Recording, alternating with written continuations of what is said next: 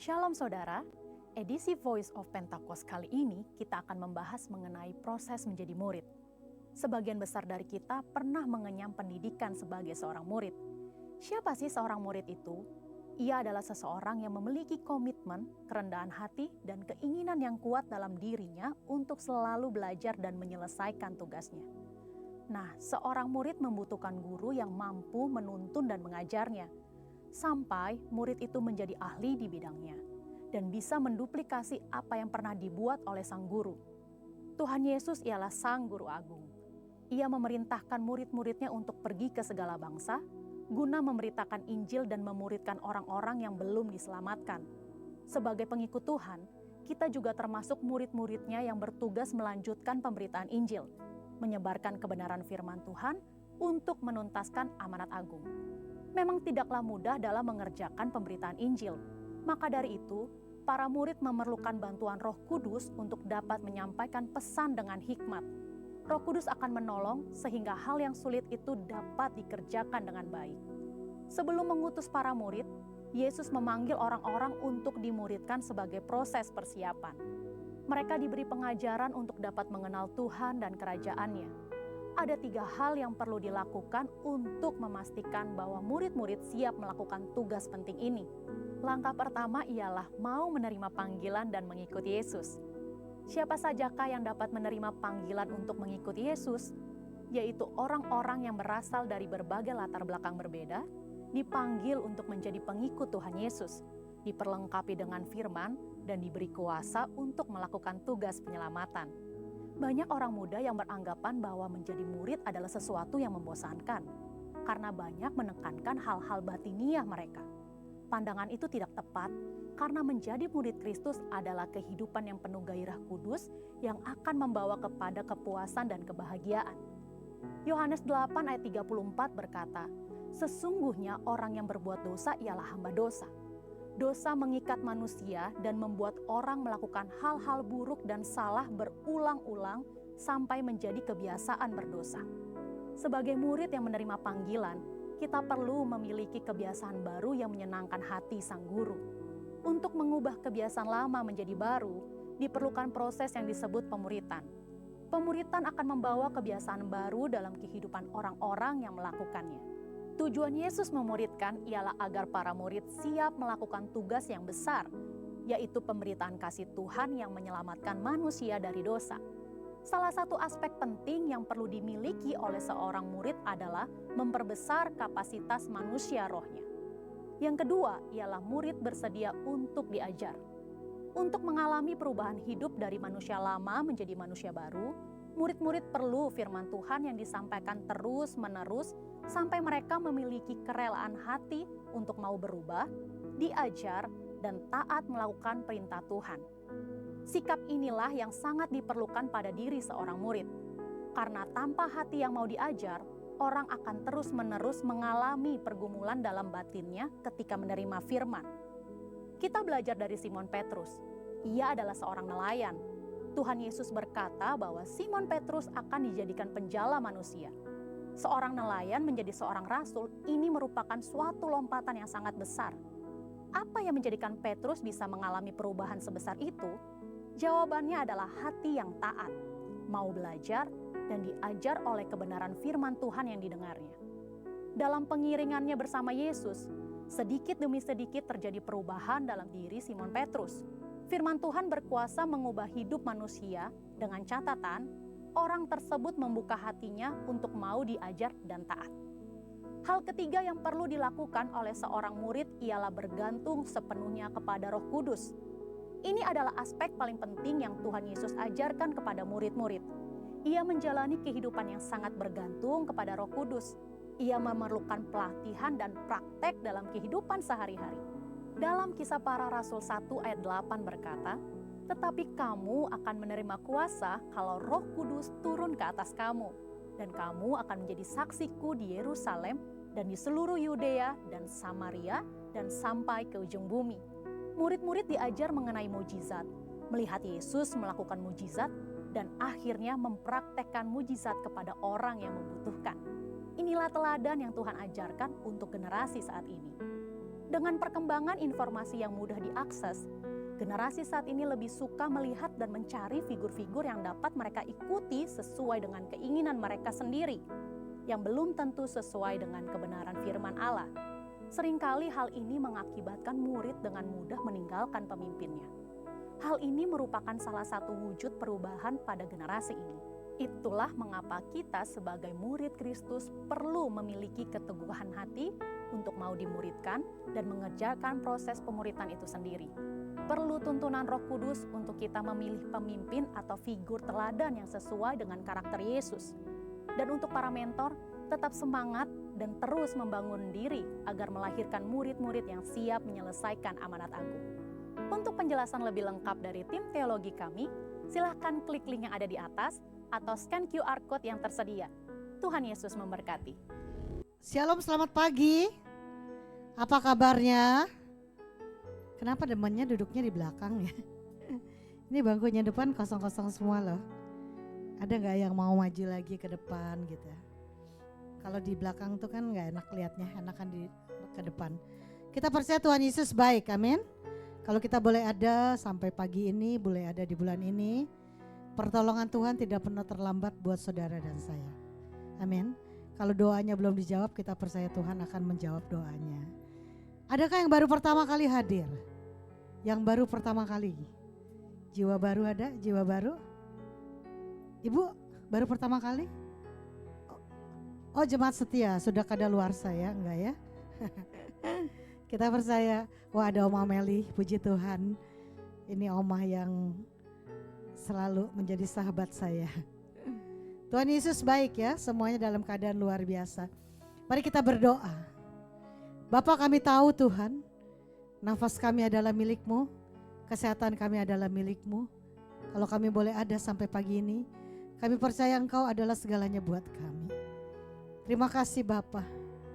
Kami ingin berdoa, memuji menyembah Tuhan lebih dari segalanya.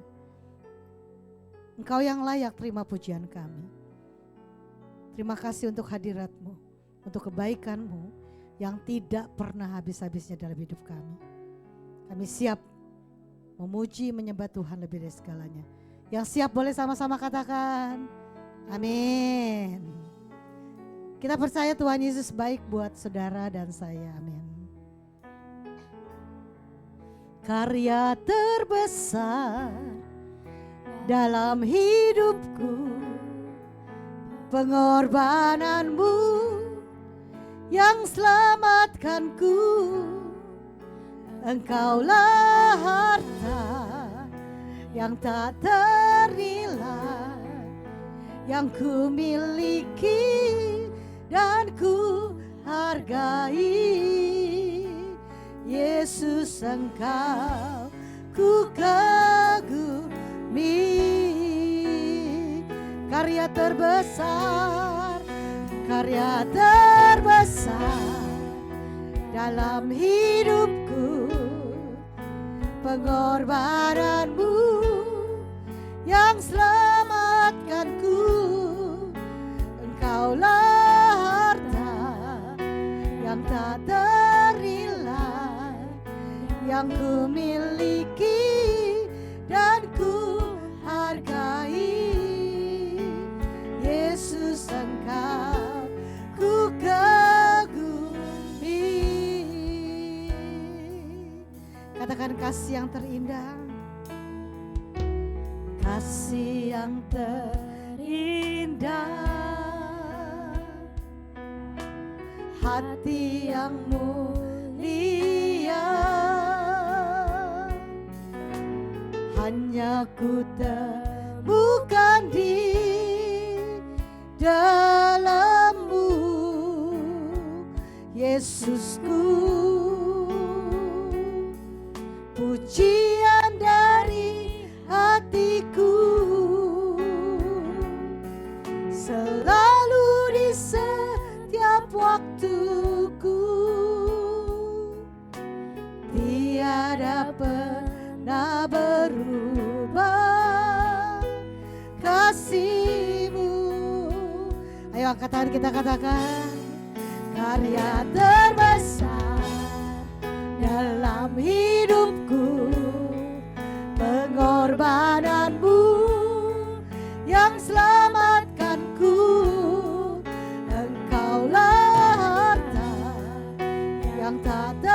ternilai, yang ku miliki dan ku hargai. Yesus, Engkau ku kagumi. Berikan tepuk tangan yang dahsyat. Karya terbesar dalam hidupku, pengorbananmu Tuhan yang selamatkan kami. Engkaulah harta yang tak ternilai, yang ku miliki dan ku hargai. Yesus, Engkau ku kagumi. Mari kita menyembah Dia, berkata-kata buat Tuhan, hanya Engkaulah karya terbesar dalam hidup kami. Kau telah menebus setiap dosa kami Tuhan.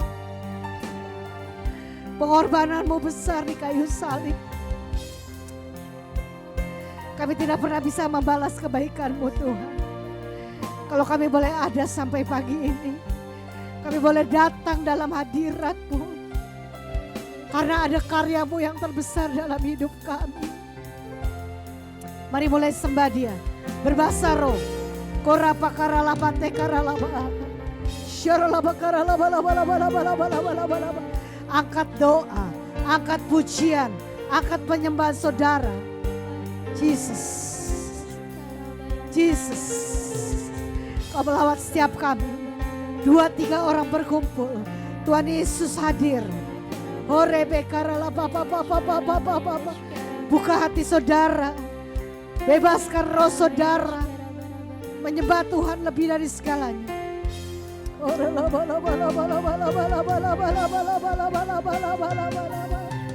Jesus, Jesus, Jesus. Kau terlalu baik dalam hidup kami. Karya-Mu besar dalam hidup kami. Jesus, Jesus, Jesus.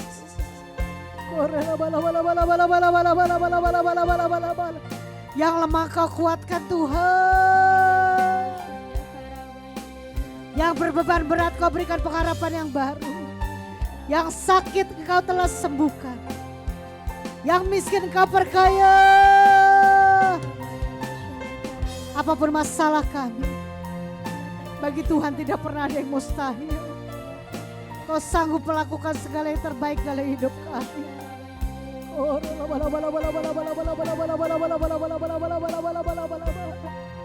Jesus.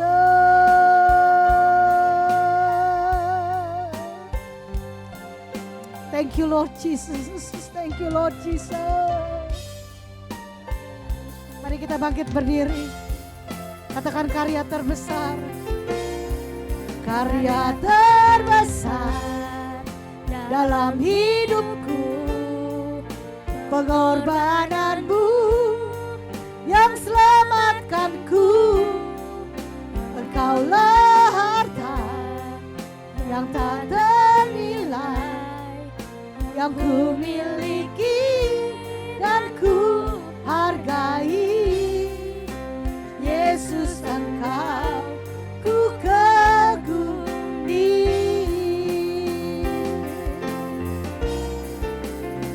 Sebab Kau layak terima pujian. Sebab Kau layak terima pujian. Sebab Kau layak ku agungkan. Raja di atas segala raja. Oh, sebab Kau layak pujian. Sebab Kau layak terima pujian. Sebab Kau layak ku agungkan. Yesus, Raja di atas segala raja. Tepuk tangan lagi yang dahsyat. Sebab Kau layak terima pujian. Sebab Kau layak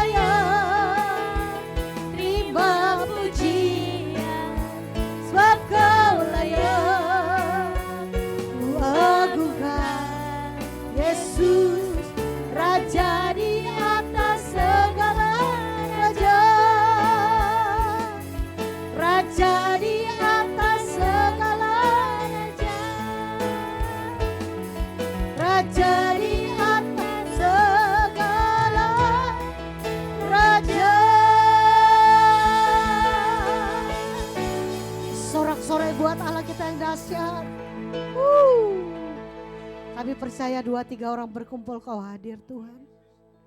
Kau telah menjawab setiap doa kami. Yang lemah Kau telah kuatkan Tuhan. Yang berbeban berat Kau berikan pengharapan yang baru. Bahkan yang sakit Kau telah sembuhkan. Apapun masalah kami, apapun permohonan doa kami, bagi Tuhan tidak pernah ada yang mustahil. Tuhan menjawab, menyegarkan roh kami di tempat ini. Kami datang tidak seperti kami pulang. Ada jawaban doa, ada mujizat. Kami percaya Kau lakukan perkara besar. Yang siap memuji Tuhan lebih lagi boleh sama-sama katakan amin. Sekali lagi saya tanya, adakah yang baru pertama kali hadir? Yang baru pertama kali hadir. Dari tadi Ibu yang Bini bilang, kamu baru pertama kali ya. Gak apa-apa. Oh iya, masih senang duduk ya, gak apa-apa. Siapa puji Tuhan lebih lagi? Oleh darah anak domba, kita boleh ada sampai hari ini.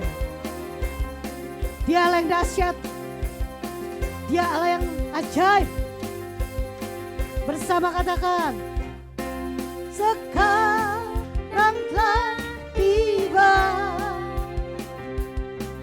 keselamatan dan kuasa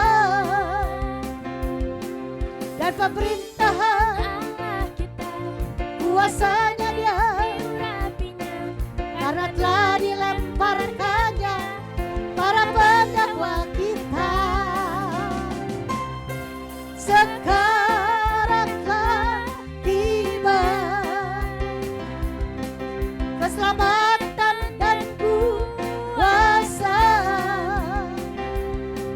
dan pemerintahan kuasanya Dia,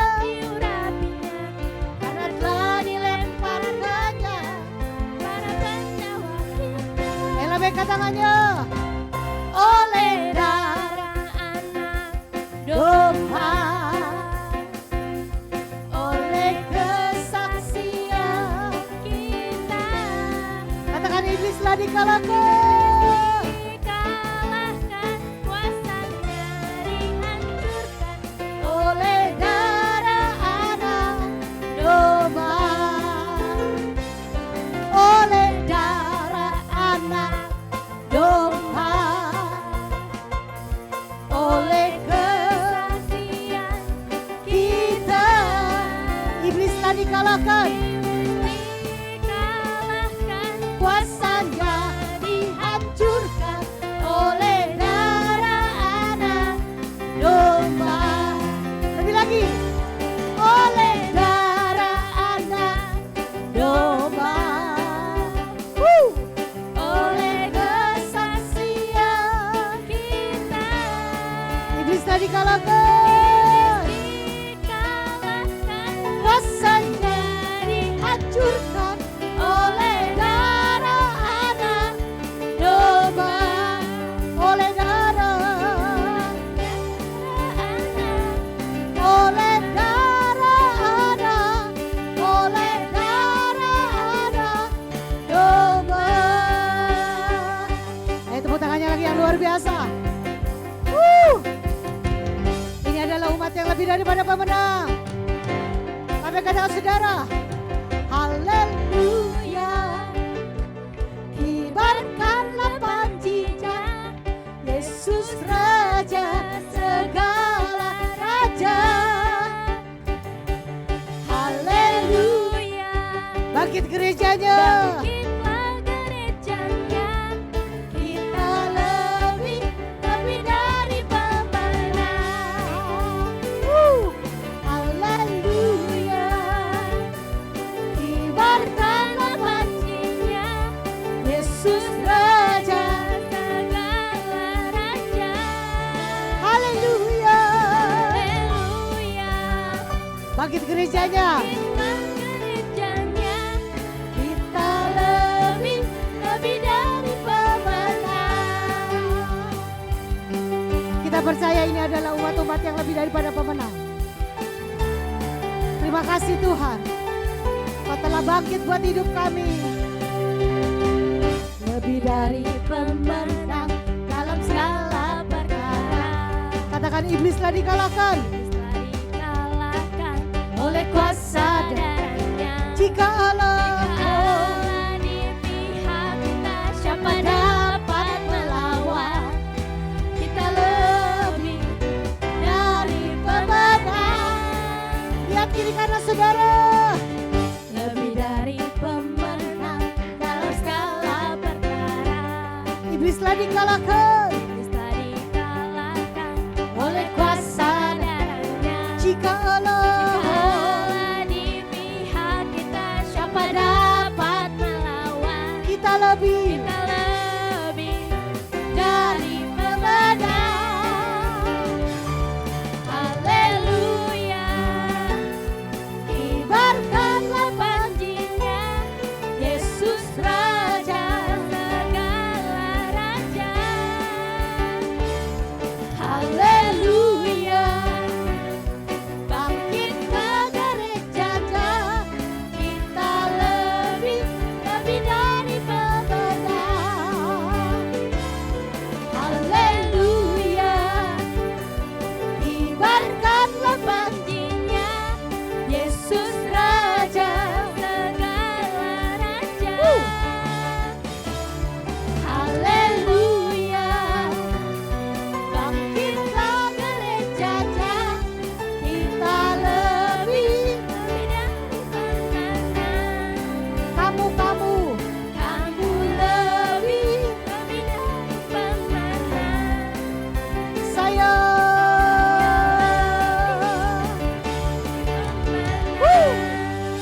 Yes. Tepuk tangan lagi yang dahsyat. Sebelum duduk berikan salam kiri kanan, katakan engkau lebih daripada pemenang. Saatnya kita akan memberikan persembahan syukur. Kita percaya apa yang kita tabur tidak akan kembali dengan sia-sia. Kita mau berikan yang terbaik di awal bulan ini, amin. Mari kita berdoa. Bapa, kami bersyukur. Kami tahu semua harta kami adalah milik-Mu Tuhan. Kalau kami boleh menabur, kami boleh memberikan yang terbaik. Ini adalah isi hati-Mu dalam hidup kami. Kami bersyukur untuk berkat Tuhan yang selalu baru. Bahkan tidak pernah membiarkan kami dalam kekurangan. Tapi kami percaya Kau akan terus memberikan berkat rohani dan jasmani dalam hidup kami.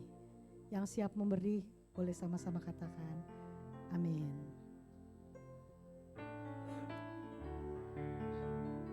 Takkan pernah ku bawa selain yang terbaik, yang harum dan sejati di hadapan tatamu. Yesusku, terimalah korban syukurku ini yang mengalir di hatiku sebagai persembahanku. Takkan pernah ku bawa selain yang terbaik, yang harum dan sejati di hadapan tatamu. Yesusku,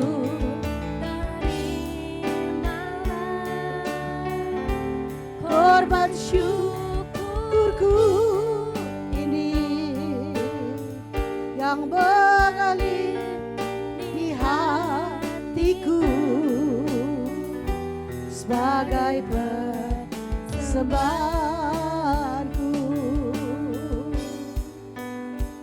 Aku punya Tuhan yang besar, yang telah berjanji dan sanggup menggenapi imanku.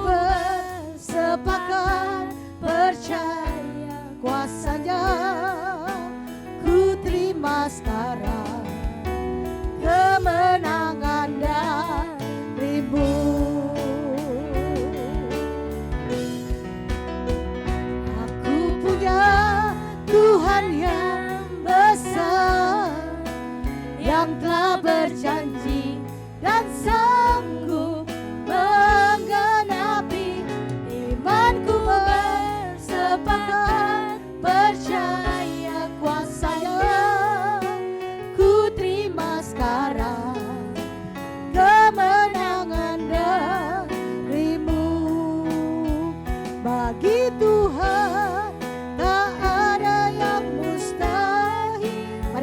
bangkit berdiri. Bagi Tuhan tak ada yang tak mungkin.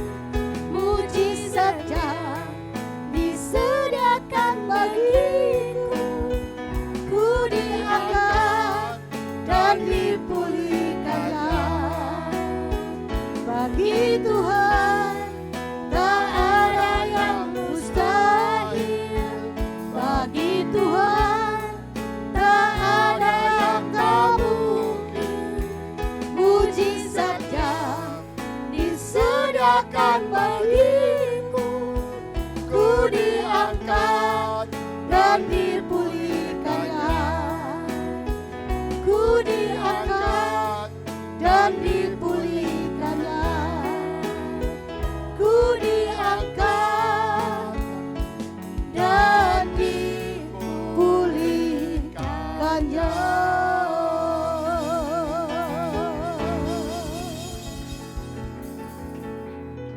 Tuhan, terima kasih Tuhan, kami percaya Tuhan sudah angkat kami. Tuhan sudah pulihkan hidup kami.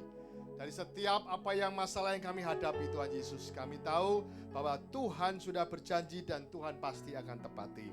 Karena kami percaya kami punya Allah yang hidup. Terima kasih Yesus, biar setiap pergumulan doa anak-anakmu di tempat ini, Tuhan jawab, Tuhan kasih jalan keluar. Kami percaya Tuhan perlindungan Tuhan yang baik, dan kami percaya setiap firman yang kami dengar hari ini membuat kami menjadi orang yang jauh lebih baik lagi, menjadi umat yang berkenan di hadapan Tuhan dan menyenangkan hati Tuhan. Terima kasih, di dalam nama Yesus kami berdoa dan mengucap syukur. Kita diberkati, sama-sama katakan amin. Shalom. Silakan duduk Bapak Ibu sekalian. Tak terasa kita sudah masuk di bulan April, ya. Waktu terus berjalan dan beberapa waktu yang lalu tanggal 29 Maret kita merayakan yang namanya Jumat Agung, memperingati yang namanya Jumat Agung. Lalu tanggal 31 Maret kemarin kita memperingati yang namanya Paskah. Dan nanti tanggal 9 Mei kita akan memperingati yaitu apa? Kenaikan Tuhan Yesus. Ya, bukan Isa Masih lagi kalau di kalender ya, Bapak Ibu sekalian. Luar biasa.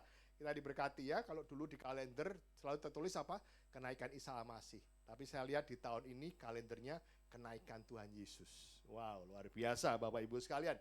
Dan masa-masa ini adalah 40 hari di mana Yesus menampakkan dirinya sejak dia bangkit.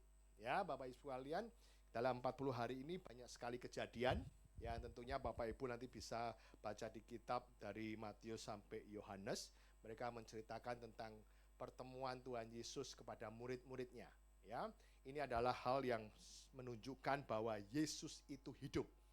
Oke, Bapak Ibu sekalian, sebelum saya menceritakan tentang penampakan Yesus, khotbah saya hari ini ada 2 seri. Ya, hari ini dan minggu depan. Ya, bukan cuma drakor yang berseri, ya, khotbah juga berseri. Bapak Ibu sekalian, kita lihat ya. Kebangkitan Yesus. Lihat next berikutnya. Bapak Ibu sekalian, saya akan buka di ayat 1 Korintus 15 ayat 3 dan 4. Demikian bunyinya.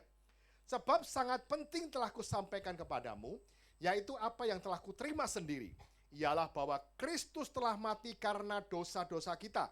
Sesuai dengan kitab suci, bahwa ia telah dikuburkan dan bahwa ia telah dibangkitkan pada hari ketiga sesuai dengan kitab suci.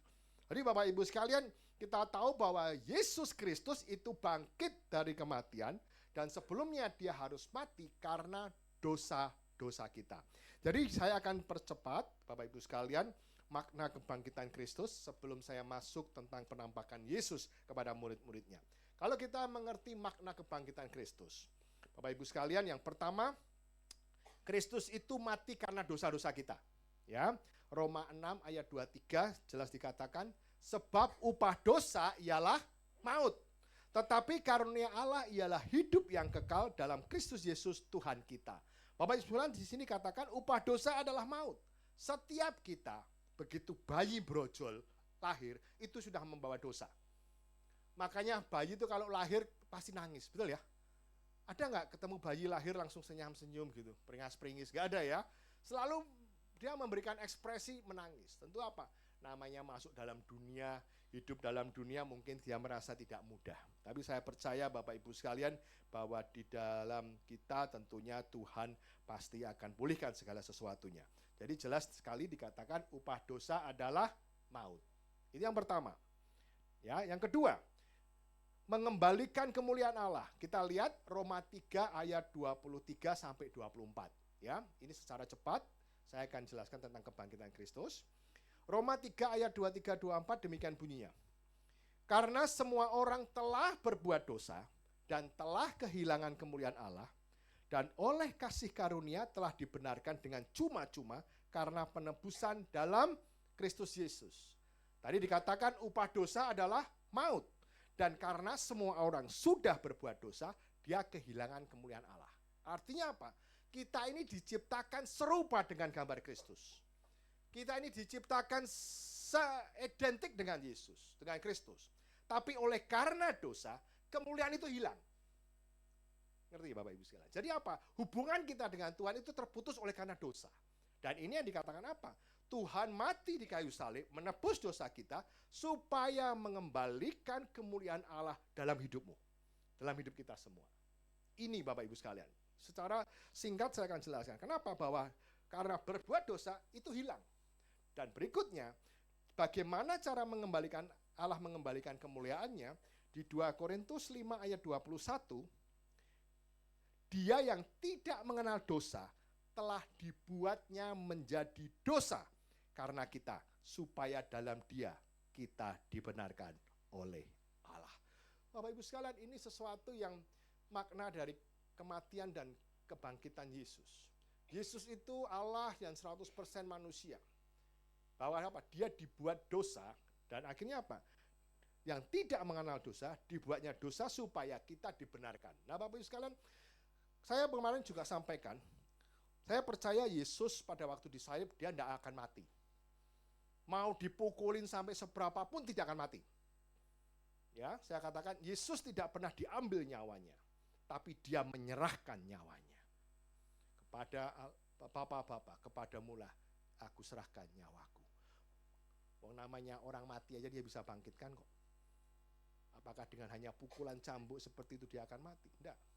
Nah ini Bapak Ibu sekalian sesuatu yang saya melihat waktu kemarin saya sampaikan, dia dibikin seperti serendah seperti manusia, dan dia 100% manusia, dan dia harus mati untuk menebus dosa kita. Yang berikutnya, yang ketiga, kenapa dia harus bangkit? Kita memiliki pengharapan dan keselamatan. Di 1 Korintus 15 ayat 17 dikatakan demikian. Dan jika Kristus tidak dibangkitkan, maka sia-sialah kepercayaan kamu, dan kamu masih hidup dalam dosamu. Bapak Ibu sekalian, kita ini menyembah Allah yang hidup. Kalau namanya orang hidup, itu janjinya masih bisa ditepatin. Betul nggak? Kalau orang sudah mati, mana bisa nempatin janji? Paling dia minta anak cucunya untuk bayar utangnya kalau punya utang. Ngerti nggak? Cuk, tolong bayar utang saya di warung, saya mau mati. Anda begitu. Tapi kalau kita menyembah Allah yang hidup, janjinya masih berlaku sampai hari ini. Ini yang luar biasa Bapak Ibu sekalian. Nggak mungkin orang mati bisa menjanjikan sesuatu. Dan ini yang katakan apa? Kepercayaan kita nggak sia-sia. Pemberitaan firman yang kita dengar hari ini itu nggak sia-sia. Nah oleh karena itu Bapak Ibu sekalian, apa yang kita harus lakukan hari-hari ini? Bagaimana kita melanjutkan apa yang Tuhan sudah kerjakan hari-hari ini? Bapak Ibu sekalian, ini adalah makna tentang bagaimana Yesus itu dari kematian, dia dibangkitkan. Dia harus mati karena dosa kita. Dia mau mengembalikan kemuliaan Allah dalam hidup kita. Dan kita punya pengharapan yang baru. Tidak sia-sia. Mungkin tempat lain punya Allahnya yang mati. Tapi kita menyembah Yesus yang hidup. Dan janjinya masih berlaku sampai hari ini. Sampai kedatangan Tuhan yang kedua kali. Bapak Ibu sekalian, dalam masa 40 hari ini, Yesus menampakkan diri pada murid-murid. Untuk apa? Untuk membuktikan bahwa Yesus hidup. Kita tahu tidak kepada semua orang dia menunjukkan dirinya.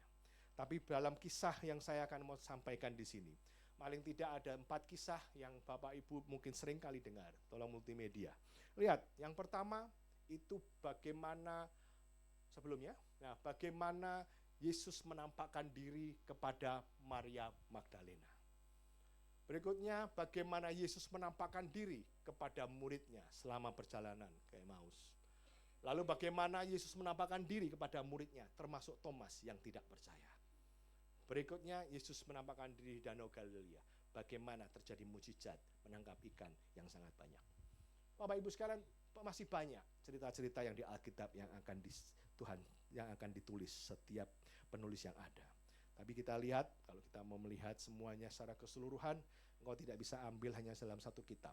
Engkau baca di Matius, Markus, Lukas, dan Yohanes. Mereka memiliki cara pandang yang berbeda. Mereka memiliki cara kejadian yang berbeda. Yang pertama, saya akan membahas tentang penampakan diri kepada Maria Magdalena.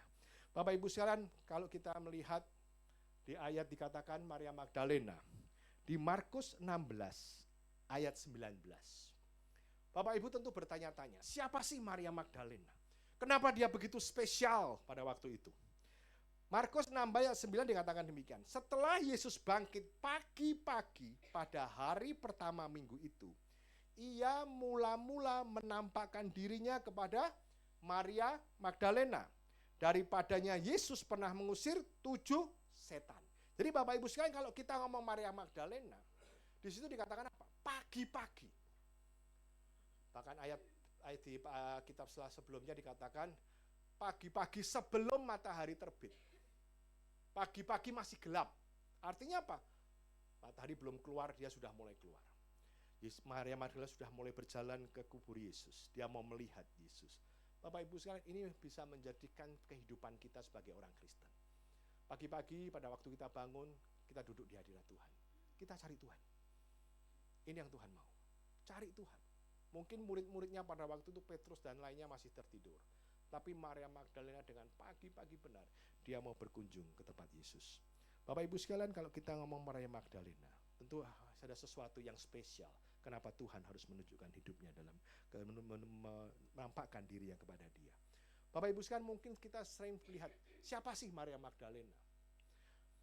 Maria Magdalena itu berasal dari kota Magdala ya. Makanya dikatakan di sebelah barat Danau Galilea. Ini seorang Maria Magdalena. Mungkin banyak orang yang salah persepsi. Siapa itu Maria Magdalena? Banyak orang yang mengkaitkan Maria Magdalena kepada seorang yang pelacur waktu itu. Pernah dengar? Namanya juga Maria. Bapak Ibu sekalian, nama Maria itu pada waktu itu umum banget. Saya mau tanya, di sini di Indonesia itu kurang lebih nama paling umum siapa? Nama Indonesia yang paling umum. Joko katanya. Hati-hati nih, saya salah ngomong bisa diciduk nih nanti ya. Joko Widodo presiden kita. Makanya Pak Joko Widodo maunya dijebut Jokowi. Nah, nggak mau Joko. Wah, kalau Joko banyak katanya. Saya pakainya Jokowi aja, ada sesuatu yang khas. Benar nggak? Pada waktu itu nama Maria itu sangat khas. Hampir semua orang mungkin ya banyak sekali menggunakan nama Maria. Sangat populer. Sehingga di Alkitab kalau Bapak Ibu nggak teliti benar, akan salah membedakan antara Maria, seorang pezina, dan Maria Magdalena, nanti ada Maria Ibu Yesus, dan lain sebagainya. Banyak sekali nama Maria. Nah sekarang yang mau saya bahas, siapa sih Maria Magdalena? Ternyata ini menjadi orang yang luar biasa, menjadi wanita yang luar biasa. Kalau kita mau melihat, di situ jelas sekali, saya buka di Markus tadi 16 ayat 9, di situ dikatakan, setelah Yesus bangkit pagi-pagi, pada waktu pertama minggu, ia mula-mula menampakkan dirinya kepada Maria Magdalena. Daripadanya, Yesus pernah mengusir 7 setan. Artinya apa? Masa lalunya, dia pernah kerasukan setan 7. Kita satu aja udah bingung ya. Ini 7. Bapak Ibu sekalian kalau melihat sesuatu berarti apa? Maria Magdalena itu adalah orang yang pernah dipulihkan Tuhan. Maria Magdalena ada orang yang pernah disembuhkan Tuhan. Kalau saya bilang mungkin kerasukan bukan hanya soal kerasukan setan, tapi dari sakit penyakit pun Maria Magdalena mengalami kesembuhan. Dan ini sesuatu yang saya melihat kita pelajari kenapa Maria Magdalena sangat mengasihi Tuhan. Dia orang yang dipulihkan. Dia orang yang sudah mengalami mujizat Tuhan. Oleh karena itu apa? Dia melayani Tuhan dengan sungguh-sungguh. Kalau kita lihat lagi, Maria Magdalena itu adalah orang yang ada di dekat salib Yesus bersama Maria Ibu Yesus. Dan juga Maria Magdalena juga sampai ke kubur Yesus. Dia nungguin Yesus sampai dia masuk dalam kubur. Dia menjadi saksi waktu Yesus disalibkan. Dia menjadi saksi waktu kematian. Dan dia juga menjadi saksi waktu dia kebangkitan. Kalau kita melihat Maria Magdalena, kita boleh buka ayat lagi di Lukas 8 ayat 1 sampai 3. Bapak Ibu nanti kalau cari di Alkitabnya jangan cuma tulis Maria, karena kalau Maria kan banyak sekali keluar data Alkitab mengenai Maria. Kalau tulis nama Maria Magdalena. Kita lihat Lukas 8 ayat 1 sampai 3. Saya bacakan Bapak Ibu sekalian untuk kita bisa belajar bagaimana sifat atau karakter dari Maria Magdalena. Tidak lama sesudah itu Yesus berjalan keliling dari kota ke kota dan dari desa ke desa, memberitakan Injil Kerajaan Allah. Ke-12 muridnya bersama-sama dengan dia. Artinya apa? Yesus melakukan penginjilan. Ya, Yesus melakukan penginjilan, misi penginjilan keliling dari kota ke kota dan dari desa ke desa, dan murid-muridnya ikut bersama dengan dia. Dan juga ayat yang kedua, beberapa orang perempuan yang telah disembuhkan dari roh-roh jahat atau berbagai penyakit. Lihat Bapak Ibu sekalian, ya. Selain itu juga ada beberapa orang perempuan. Artinya apa? Lebih dari satu. Bukan hanya Maria Magdalena, tapi beberapa orang perempuan yang telah disembuhkan dari roh jahat, berbagai penyakit, yaitu salah satunya adalah Maria Magdalena. Ya, Bapak Ibu lihat nih. Jadi Bapak Ibu lihat bahwa pada waktu penginjilan, mereka juga didampingin oleh beberapa orang-orang yang sudah dipulihkan. Berikutnya next, yang ketiga. Yohana istri Kusa, bendahara Herodes. Susana dan banyak perempuan lain. Perempuan-perempuan ini melayani rombongan itu dengan kekayaan mereka. Kalau sudah lihat dari kata ini, perempuan yang dimaksud tentunya yang pertama adalah Maria Magdalena. Yang kedua adalah Yohana. Dan yang ketiga adalah Susana. Bapak Ibu sekalian, dan Bapak Ibu bisa baca di sini. Mereka melayani rombongan Tuhan dengan kekayaan mereka. Tadi sudah lihat, Yesus melakukan penginjilan misi dari kota ke kota, dari desa ke desa, dengan membawa rombongan murid-muridnya. Tentu saya tahu setiap penginjilan, setiap pelayanan membutuhkan biaya yang tidak sedikit. Mungkin pada waktu itu masih naik keledai. Kalau sekarang pelayanan naik keledai, nanti dipanggil orang gila kamu. Nggak ada yang pelayanan naik keledai semua, ya. Bapak Ibu sekalian kita lihat, pada waktu itu mungkin mereka harus pindah kota ke kota. Tentu memakan biaya yang mahal. Mungkin saya nggak tahu apa penginapan atau segala macam. Tapi yang jelas dikatakan 3 orang wanita ini, Maria Magdalena, Yohana, dan Susana, mereka melayani rombongan Tuhan dengan kekayaan mereka. Ini satu hal lagi yang kita bisa buktikan, bahwa Maria Magdalena yang dimaksud bukan Maria seorang pezina, karena dia adalah orang yang kaya. Bapak Ibu lihat, Maria Magdalena dengan kekayaan mereka. Dan Bapak Ibu lihat, Yohana istri Kusa, bendahara Herodes. Mungkin dia merupakan orang yang kaya. Kalau istilah sekarang, kaum sosialita, benar ya? Ibu-ibu sosialita ya, ibu-ibu yang mungkin punya ekonomi yang berlebih. Dan mereka apa? Menggunakan hartanya, menggunakan berkat yang Tuhan berikan untuk melayani Tuhan. Bapak Ibu sekalian, kalau saya melihat seperti ini, menunjukkan bahwa Maria Magdalena berserta rombongannya, mereka mengasihi Tuhan. Mereka melayani Tuhan dengan sungguh-sungguh. Dan dia tahu apa yang dia lakukan itu untuk membalas segala kebaikan Tuhan. Saya kalau melihat, saya melayani Tuhan karena saya juga sudah dipulihkan. Pada waktu mungkin Bapak Ibu yang beberapa kali sudah ikut di gereja ini cukup lama, banyak kesaksian yang saya hadapi. Saya punya anak yang mati hidup kembali, dan itu uang berapapun tidak ada artinya.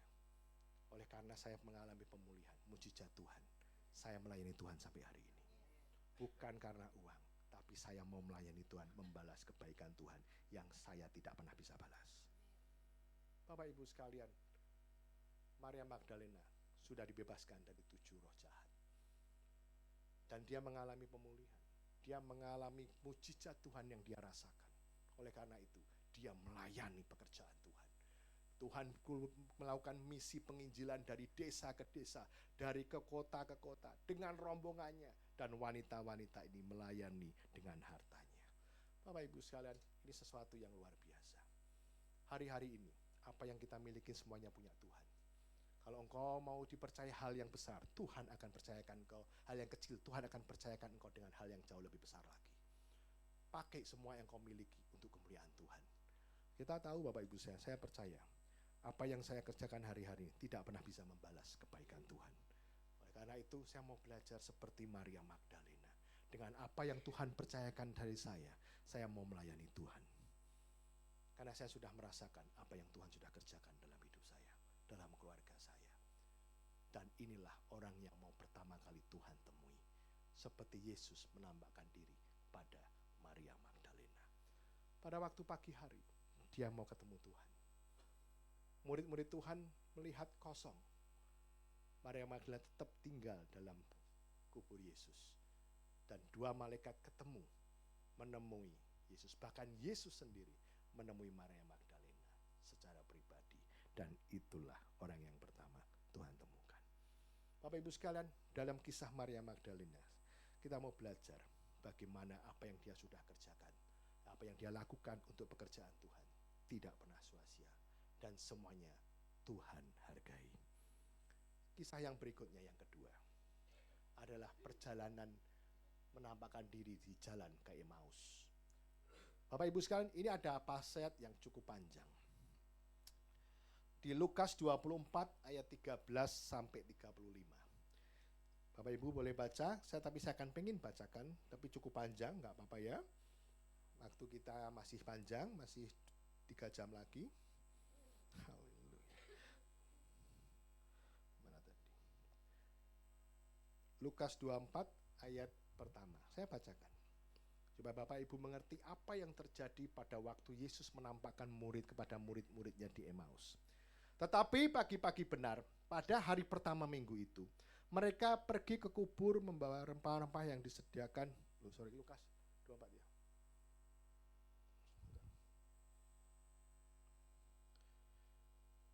Lukas 24 ayat 13, langsung 13. Lukas 24 ayat 13. Temanya, judulnya di atas adalah Yesus menampakkan diri di jalan ke Emmaus. Pada hari itu juga 2 orang murid-murid Yesus pergi ke sebuah kampung bernama Emmaus yang terletak kira-kira 7 mil jauhnya dari Yerusalem. Dan mereka bercakap-cakap tentang segala sesuatu yang terjadi. Ketika mereka bercakap-cakap dan bertukar pikiran, datanglah Yesus sendiri mendekati mereka, lalu berjalan-jalan bersama-sama dengan mereka. Tetapi ada sesuatu menghalangi mata mereka, sehingga mereka tidak dapat mengenal dia. Ini Bapak Ibu, sekali lagi saya ulang. Tetapi ada sesuatu menghalangi mata mereka, sehingga mereka tidak dapat mengenal Yesus. Ya, Yesus berkata kepada mereka, apakah yang kamu percakapkan sementara kamu berjalan? Maka berhentilah mereka dengan muka muram.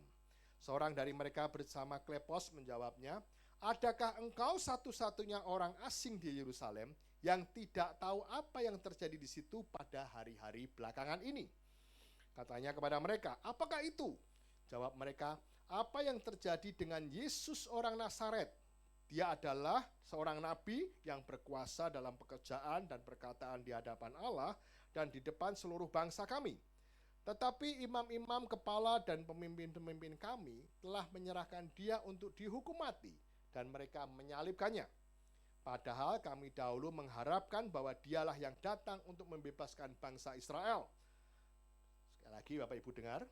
Padahal dahulu, ayat 21, mengharapkan bahwa dialah yang datang membebaskan bangsa Israel. Tetapi sementara itu telah lewat 3 hari sejak semuanya itu terjadi. Tetapi beberapa perempuan dari kalangan kami telah mengejutkan kami. Pagi-pagi buta mereka telah ke kubur, salah satunya Maria Magdalena, dan tidak menemukan mayatnya. Lalu mereka datang dengan berita bahwa telah kelihatan kepada mereka malaikat-malaikat yang mengatakan bahwa ia hidup.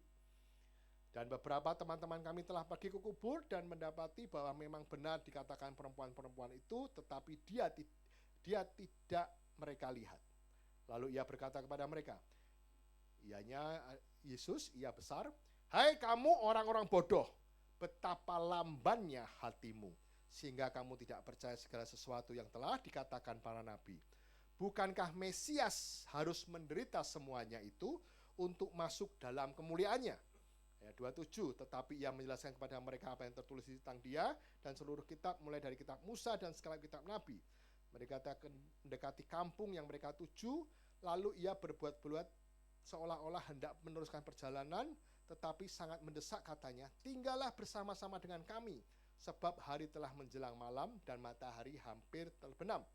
Lalu masuklah ia untuk tinggal bersama-sama dengan mereka. Ayat 30, waktu ia duduk makan dengan mereka, ia mengambil roti, mengucap berkat, ya, lalu memecah-mecahkannya dan memberikan kepada kami. Ini salah satu mungkin bisa dikatakan perjamuan kudus berikutnya. Lalu terbukalah mata mereka dan mereka pun mengenal dia. Tetapi ia lenyap dari tengah-tengah mereka. Kata mereka pada saat, bukankah hati berkobar-kobar? Sampai next berikutnya. Bapak Ibu sekalian, ini adalah cerita bagaimana pada waktu dua murid Yesus berjalan ke Emmaus dan tiba-tiba Yesus ada di tengah-tengah mereka.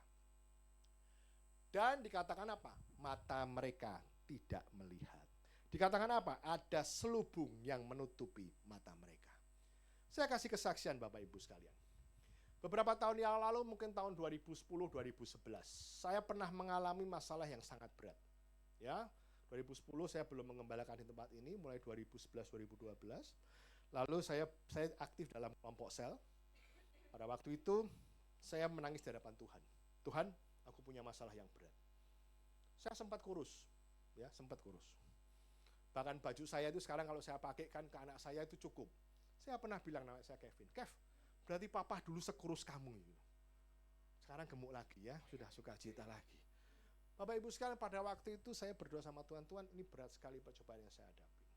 Saya nangis di depan Tuhan, saya duduk pojok begini. Pada waktu saya duduk di pojok, Tuhan kasih saya penglihatan yang sangat jelas. Di ujung tembok ini, saya melihat gambar the footprint, telapak kaki di pasir. Siapa yang tahu ceritanya? Oh, belum ada yang tahu. Saya tahu ceritanya. Begitu saya lihat gambar itu, saya nangis di hadapan Tuhan. Kalau belum tahu, saya akan ceritakan demikian. Bapak Ibu tahu kalau kita lagi ke pantai, ya, siapa habis ini mau ke pantai liburan lebaran ya? Ya, ke Ancol paling nggak deket ya. Itu lihat, kalau kita nginjak yang namanya pasir, begitu pasir ini diinjak, pasti akan keluar namanya telapak. Betul nggak? Membuat tanda. Mungkin kalau pantainya airnya mulai naik lagi, gambar itu akan hilang. Tapi setiap kali kamu menginjakkan kaki di pasir, itu akan memberikan telapak kaki berbekas di pasir. Bapak Ibu sekalian, mungkin pada waktu kita diberkatin, kita memandang pasir ini ada kelihatan ada 4 kaki atau 2 pasang. Kalau engkau merasa diberkatin, engkau bilang, jalan serta Yesus, jalan sertanya, setiap hari, wow, diberkatin. Apalagi sekarang baru terima THR. Enggak, kenapa? Diberkatin, karena kita berjalan sama Yesus. Seolah-olah kamu lihat ada kakinya ada 4. Wah Tuhan, thank you Tuhan, kamu berjalan bersama aku. Karena kamu lagi bersuka cita, karena kamu diberkatin, kamu ucap syukur. Mudah sekali orang mengucap syukur karena diberkati. Tapi suatu ketika waktu kita jalan, ternyata telapak kaki tinggal 1 pasang atau 2 buah. Dan pada waktu itu engkau mengalami, Tuhan, aku lagi masuk dalam padang kekelaman. Aku ada dalam padang gurun. Engkau mulai mengeluh sama Tuhan. Tuhan, kemana kamu? Pada waktu aku butuhkan, kenapa kamu tidak ada? Banyak orang yang komplain. Pada waktu engkau punya masalah dalam hidup, engkau merasa seolah-olah Tuhan tidak berjalan bersama kamu. Tapi apa yang terjadi? Pada waktu telapak kaki di pasir hanya terlihat 1 pasang atau 2 kaki. Tuhan katakan demikian. Tuhan dengar komplainmu. Tuhan katakan apa? Nah, yang kau lihat kaki di pasir itu bukan kakimu, tapi kakiku, kata Tuhan. Dan aku menggendong kamu.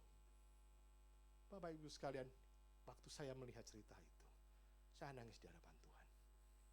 Aku tahu Tuhan, aku punya masalah yang berat. Tapi hidup ini masih harus terus berjalan. Tidak ada seorang pun di sini yang bisa memberhentikan yang namanya waktu. Waktu terus berjalan, kehidupan ini terus berjalan. Aku harus terus move forward. Tidak mungkin saya bisa mundur ke masa yang lalu.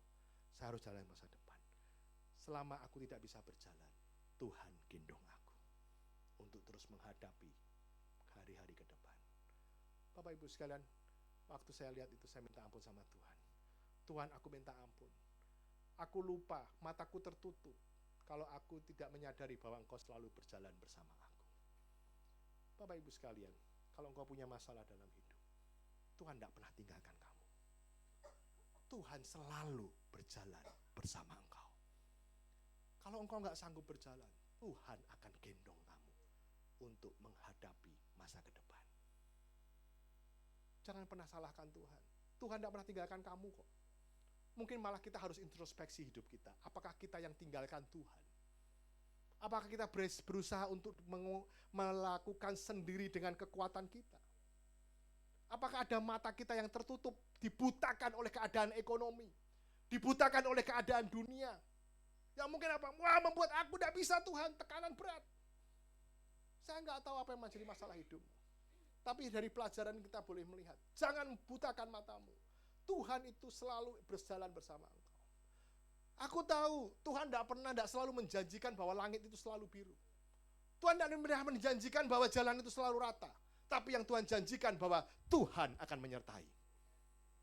Inilah Bapak Ibu saya. Waktu saya terima itu, saya thank you Jesus, thank you. Aku berjalan bersama engkau, saya dapat kekuatan yang baru. Problem saya dalam 1-2 tahun selesai. Saya percaya Tuhan tidak pernah tinggalkan aku. Tuhan pasti berjalan dengan aku. Dan pada waktu itu, murid-murid Tuhan, mereka melihat masalah. Mereka mengatakan, ini yang dulu saya harapkan. Saya kira Yesus yang akan membebaskan bangsa Israel. Begitu dia melihat bahwa Yesus mati di kayu salib dan dikubur, mereka kecewa. Mereka tidak punya pengharapan. Kenapa? Mereka melihat seperti itu. Karena dia melihat, Tuhan bisa bilang, hei, kenapa kamu lamban? Dikatakan demikian. Bapak Ibu sekalian, kenapa kamu lamban?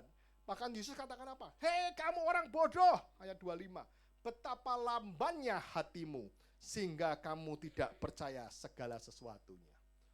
Pada waktu itu Yesus berusaha tanya, ada apa sih kejadiannya? Bahkan murid-muridnya katakan apa? Apakah kamu orang baru sih? Kalau zaman now mungkin gini, mungkin cerita Yesus lagi viral waktu itu. Belum ada istilah viral, benar kan? Kalau kamu nggak tahu sih, kamu orang baru ya? Kan itu Yesus disalib. Nah, berita itu Yesus bertanya, ada apa? Yesus disalib. Saya kira dia yang menyelamatkan. Ada kekecewaan dalam murid Yesus pada waktu itu. Dan dikatakan apa? Jangan bodoh, jangan lamban. Artinya apa? Setiap hari kita dengar firman Tuhan.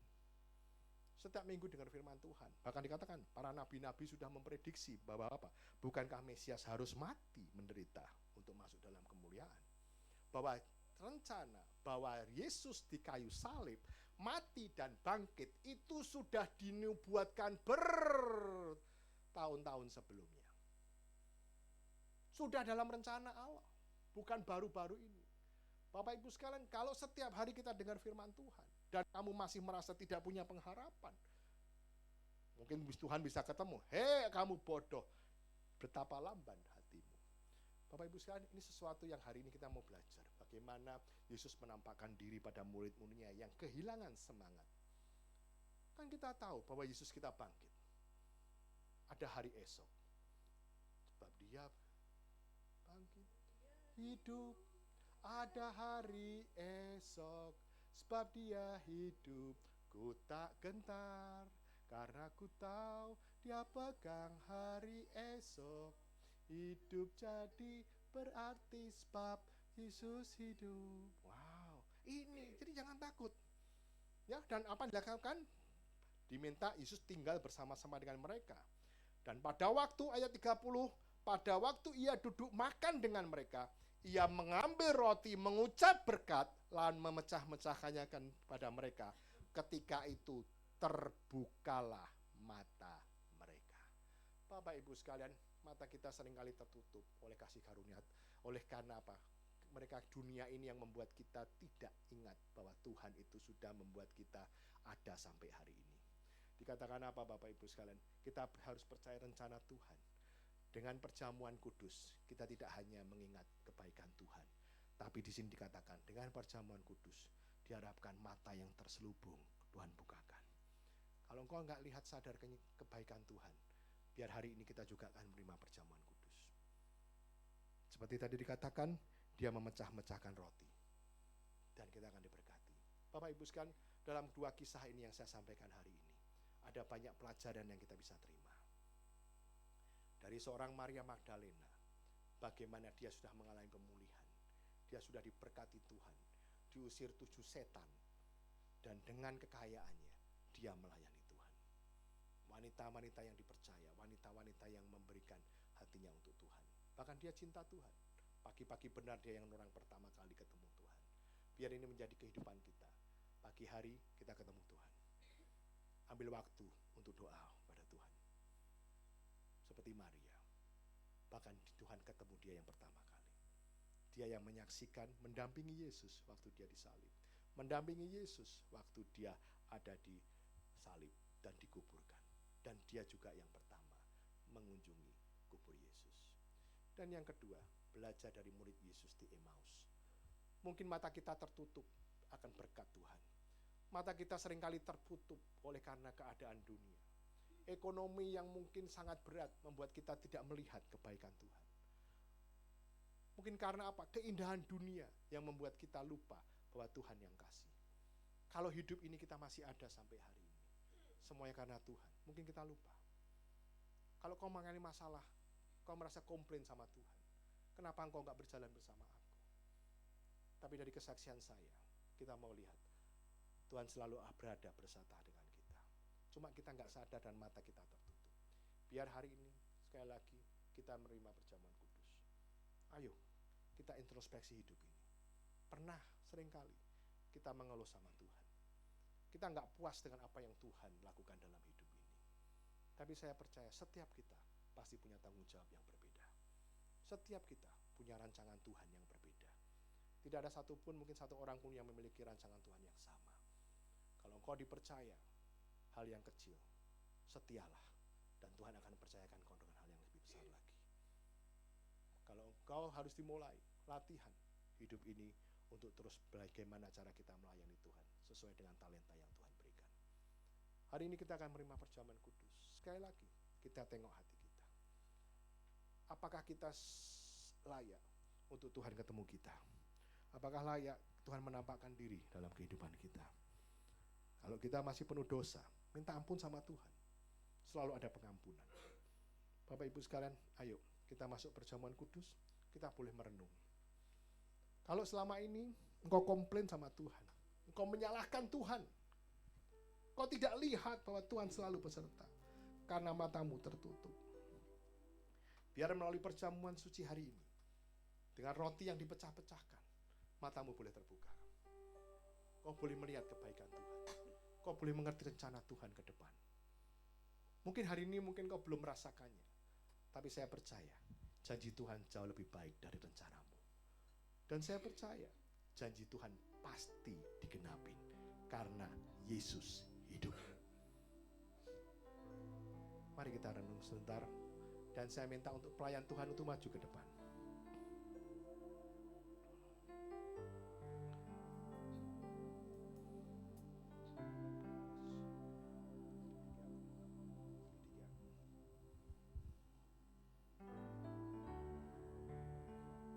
Selidiki aku, lihat hatiku, apakah ku sungguh mengasihimu, Yesus, Kau yang Maha Tahu dan menilai hidupku, tak ada yang tersembunyi bagimu. Telah kulihat kebaikan-Mu yang tak pernah habis di hidupku. Ku berjuang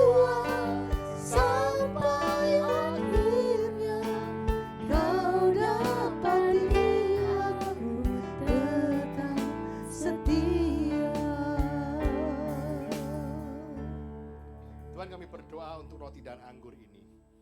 Kiranya Tuhan berkati roti dan anggur ini. Ampuni setiap kesalahan dosa kami. Biar kami memiliki hati yang benar-benar mengasihi Tuhan dengan sungguh-sungguh. Seperti Maria Magdalena, mereka mencintai Tuhan. Terima kasih Yesus. Terima kasih Tuhan. Berkati roti dan anggur ini, kami sambut di dalam nama Yesus. Silakan roti dan anggur dibagikan. Selidiki aku, lihat hatiku, apakah ku sungguh mengasihimu, Yesus. Kau yang maha tahu dan menilai hidupku, tak ada yang tersembunyi bagimu. Telah kulihat kebaikanmu yang tak pernah habis di hidupku. Ku berjuang sampai akhirnya kau dapati aku tetap setia.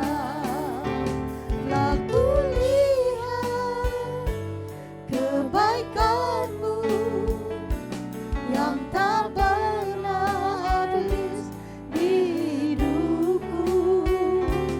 Ku berjuang sampai akhirnya kau dapati aku tetap setia.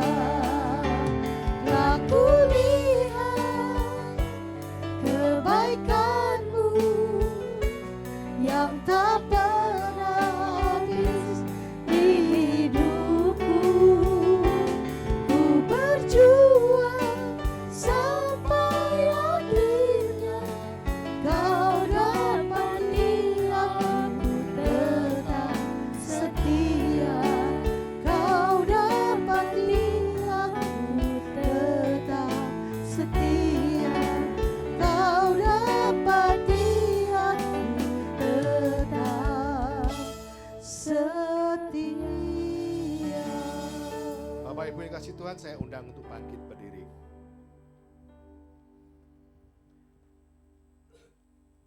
Mari kita angkat roti di tangan kita. Pada waktu malam Tuhan Yesus akan diserahkan, Yesus mengambil roti dan sesudah itu ia mengucap syukur atasnya. Ia memecah-mecahkannya dan berkata, inilah tubuhku yang diserahkan bagi kamu. Perbuatlah ini menjadi peringatan akan aku. Jemaat dikasih Tuhan, bukankah roti yang kita pecah-pecahkan ini adalah persekutuan kita dengan tubuh Kristus? Amin. Mari kita memekanya di dalam nama Yesus.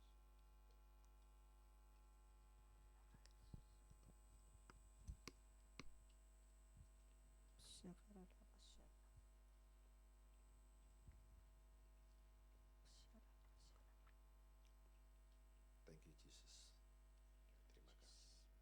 Mari kita angkat cawan di tangan kita.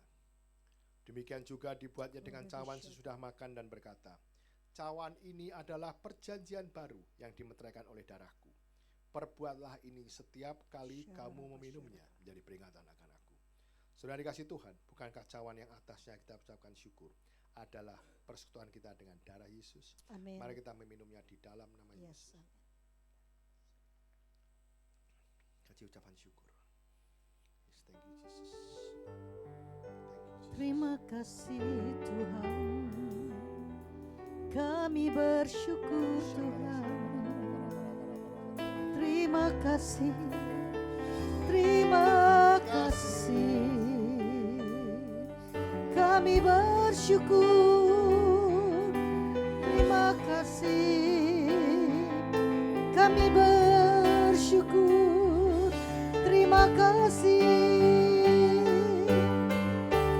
Terima kasih Yesusku, terima kasih Yesusku. Puji syukur hanya bagi Tuhanku. Terima kasih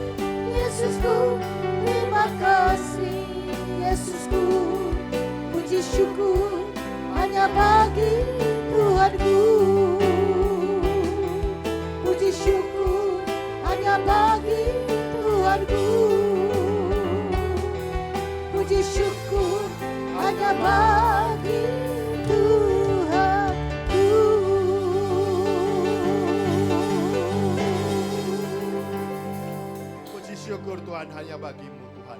Biar mulai saat ini mata kami yang terselubung boleh dibukakan. Boleh kami menyadari bahwa Yesus selalu beserta dengan kami. Kemanapun kami berjalan Tuhan, dalam lembah kekelaman, dimanapun, padang gurun, kami percaya Tuhan beserta dengan kami Tuhan. Terima kasih Yesus, berkati setiap jemaatmu di tempat ini Tuhan. Apa yang menjadi setiap pergumulan doa mereka, kami percaya Tuhan selalu beserta.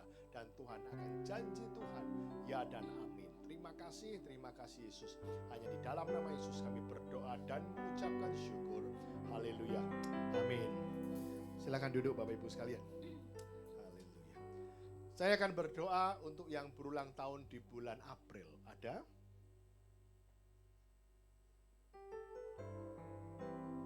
Serius nih nggak ada nih? Oh ada. Oh, ayo yang bulan April tolong namanya dicatat, kasih tanggalnya. Saya doakan dan mau dikasih hadiah sama Bu Conglan. Yes.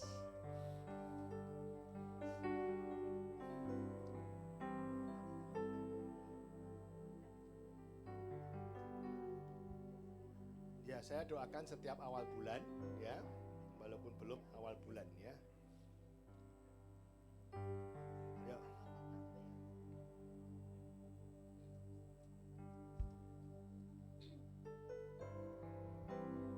Matati,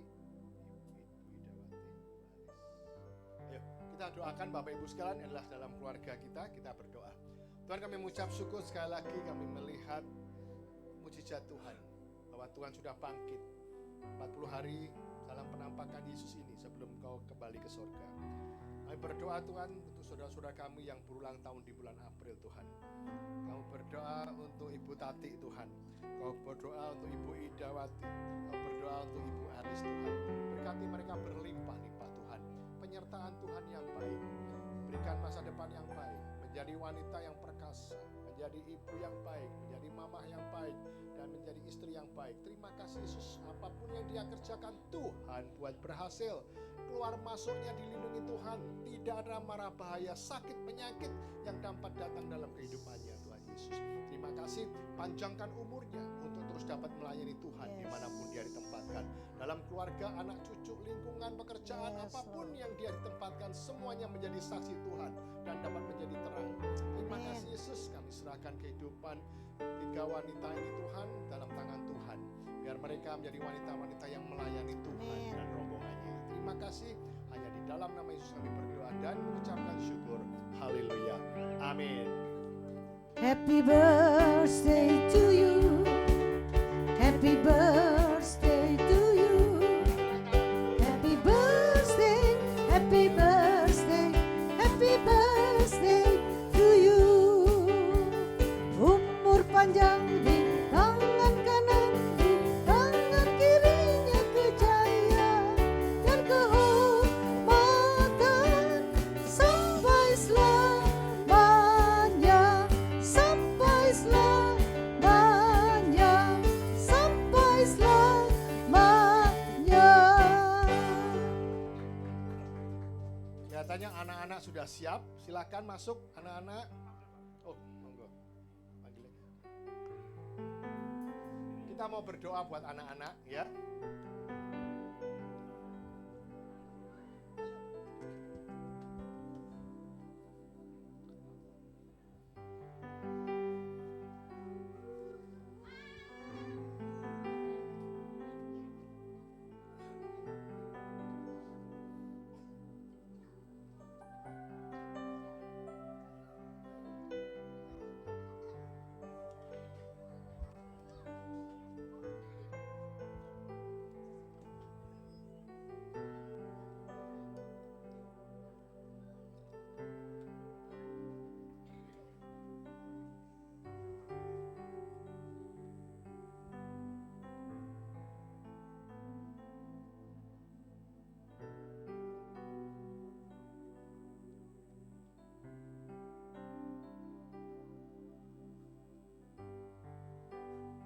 Haleluya. Bapak Ibu sekalian, saya minta untuk setiap kita juga arahkan tangan kita ke anak-anak kita ya. Kita berkatin anak-anak kita. Oh, mau nyanyi dulu. Saya berkatin dulu ya, enggak apa-apa. Tuhan, kami mengucap syukur Tuhan untuk anak-anak ini Tuhan. Kau berkati mereka berlimpah-limpah Tuhan. penyertaan Tuhan yang baik buat anak-anak ini Tuhan. Biar anak-anak ini Tuhan terus Tuhan pakai, Tuhan lindungi, Tuhan jaga. Masa depannya yang cerah Tuhan siapkan buat mereka. Mereka menjadi anak-anak yang pintar melebihi dari sebayanya Tuhan. Tidak ada pengaruh-pengaruh yang jahat, yang negatif yang ada dalam kehidupan mereka. Baik dari lingkungan, baik sekolahnya Tuhan Yesus. Mereka anak-anak yang berbakti sama orang tua. Mereka anak-anak yang mengabdi buat bangsa dan negara. Dan mencintai Tuhan dengan sepenuh hati. Terima kasih buat anak-anak ini Tuhan. Kami juga berdoa untuk setiap guru-guru sekolah minggu yang ada Tuhan. Berkati mereka Tuhan. Mereka mendidik anak-anak ini dengan rasa takut akan Tuhan. Terima kasih Yesus, berkati Tuhan, berkati. Dan kami percaya anak-anak itu akan terus pakai untuk menyenangkan hati Tuhan, membanggakan keluarga, dan untuk berguna dari bangsa dan negara. Mereka lebih pandai, mereka lebih pintar dan sehat di dalam nama Yesus. Perlindungan Tuhan sempurna atas mereka. Haleluya. Amin.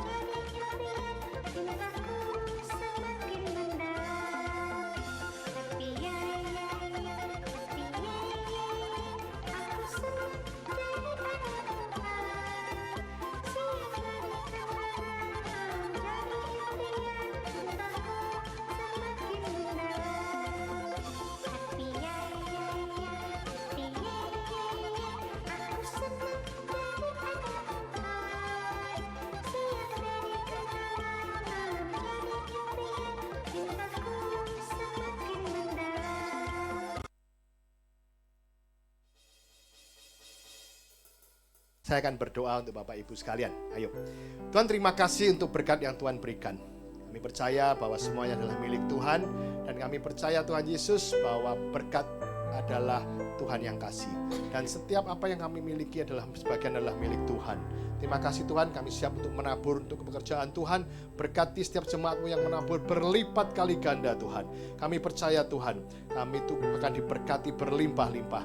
Berikan mereka Tuhan kesehatan yang baik, keluarga yang baik, dan juga masa depan yang baik Tuhan Yesus. Ekonomi yang baik Tuhan pulihkan. Terima kasih kami belajar seperti Maria Magdalena Tuhan, yang melayani Tuhan dengan kekayaan kami. Terima kasih Yesus, kami percaya Tuhan memberkati kami berlimpah-limpah. Di dalam nama Yesus kami siap untuk menabur. Haleluya. Amin.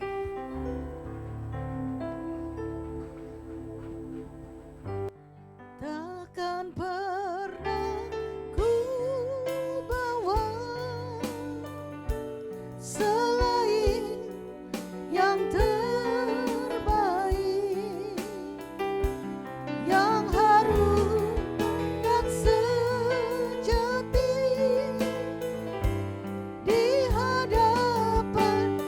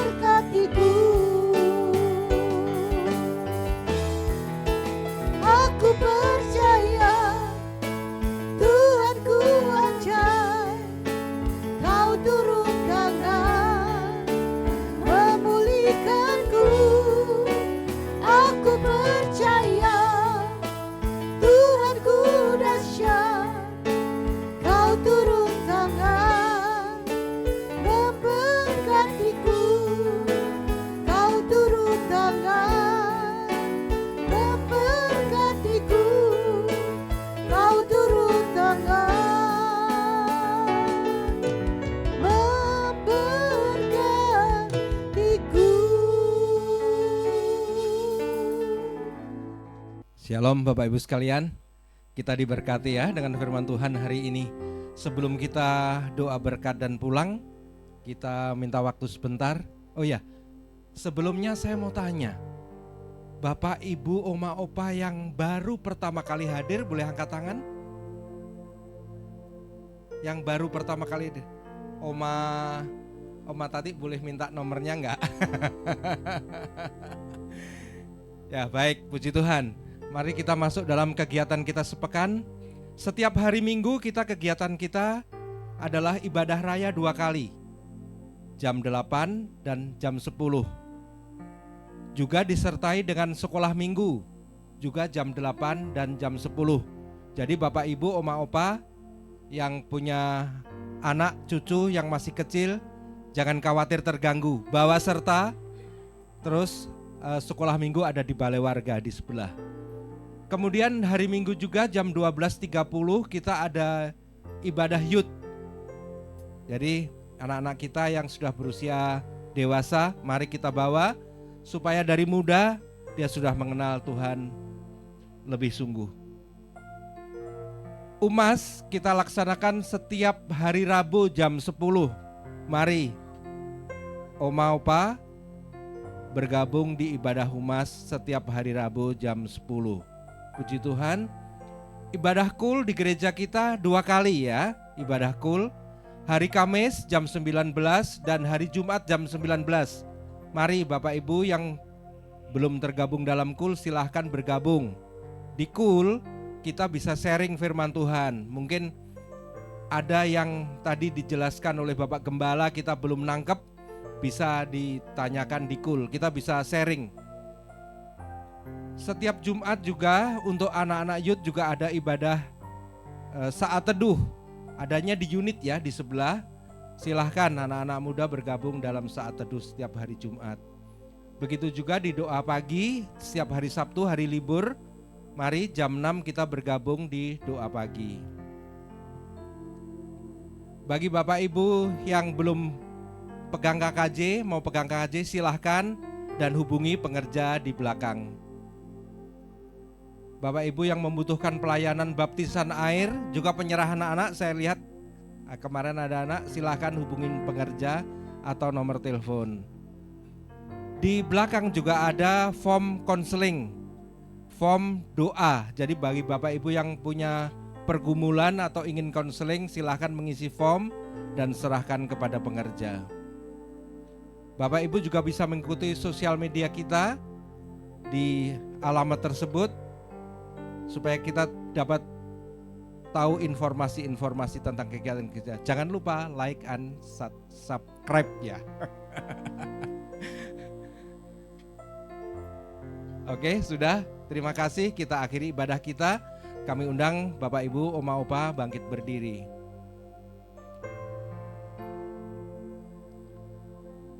Terima kasih Tuhan, kami mengucap syukur kalau Engkau sudah berkati kami. Hari ini Tuhan kami boleh merasakan bahwa janji-Mu pasti terjadi buat setiap kami. Karena janji yang hidup.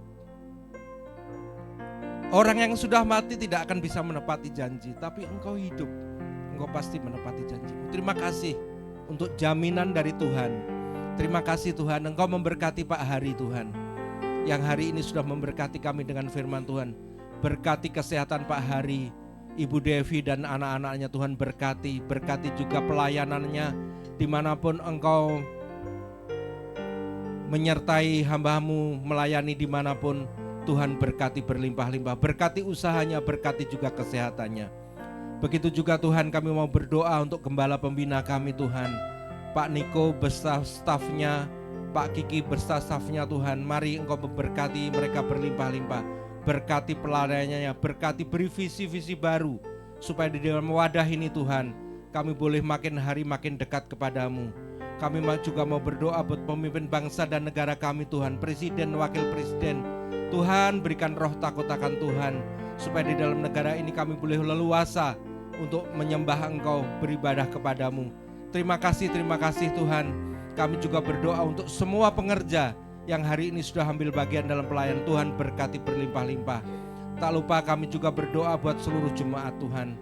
Kami tahu Tuhan, jemaat yang hadir hari ini punya permohonan-permohonan. Mari Tuhan, satu hal yang aku minta Tuhan, yang sakit Tuhan sembuhkan, yang berbeban berat Tuhan berikan kelegaan, karena di dalam Engkau Tuhan kami menaruh pengharapan kami Tuhan. Sebentar Tuhan, kami akan pulang ke rumah kami masing-masing. Kami rindu menerima berkat melalui gembala kami. Kiranya Engkau memberkati aku berlimpah-limpah dan memperluas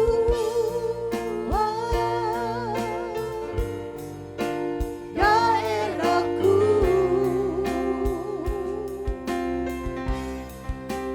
dan kiranya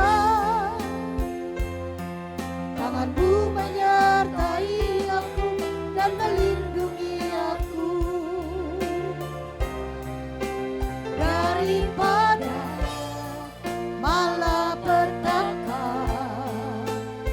sehingga kesakitan tidak menimpa aku, sehingga kesakitan tidak menimpa aku, sehingga kesakitan tidak menimpa aku. Terima kasih Tuhan, mari angkat tangan kita. Dikasih kekasih Tuhan Yesus, pulanglah. Terimalah damai sejahtera, berkat yang berlimpah-limpah daripada Allah Bapa, Putra dan Roh Kudus melalui Tuhan Yesus Kristus yang akan memulihkan keadaanmu, baik ekonomimu, baik keluargamu maupun kesehatanmu. Dan senantiasa Yesus akan menjaga dan melindungi engkau mulai hari ini dan sampai kedatangannya yang kedua kali, bahkan sampai selama-lamanya. Kita diberkati, sama-sama katakan amin. Selamat hari Aku Minggu dan berkati. diberkati, Selamat berlibur. aku dilimpahi